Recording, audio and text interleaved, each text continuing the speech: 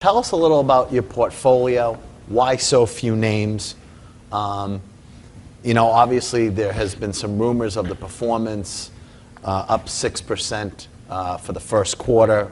I know you can't say that's accurate or not accurate.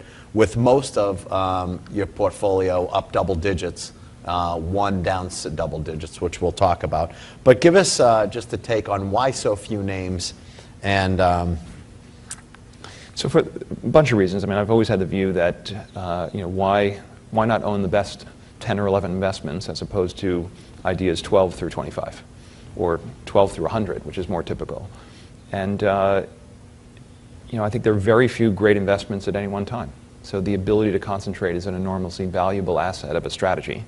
The problem with it is it leads to bumpier returns.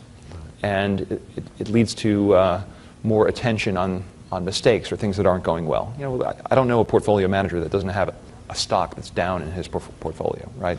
But you don't read articles about, we're getting an awful lot of attention for a pretty high profile situation that's struggling. But I think there's, it depends on what your business model is. But if you want to make high rates of return over a long period of time, it's hard to do that being very diversified. I mean, if you look through the Forbes 400, wealthiest people in the world, most of them made their fortune in one business or a portfolio of 2 businesses. Very few made it in a portfolio of 100. So it's that, and the other benefit, it allows you to run a much simpler investment firm. We have an 8-person investment team.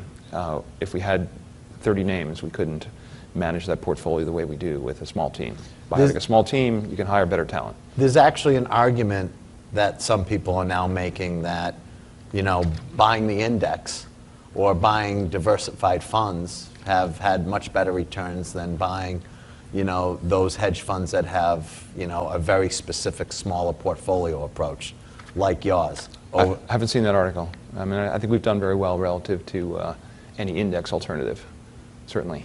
So I mean, it depends on how you judge us. I think if you judge us on a 90-day basis, I have no idea how we're going to do relative to an index. But I think this is a strategy that over time should earn a meaningful premium over, any kind of benchmark, or you shouldn't give us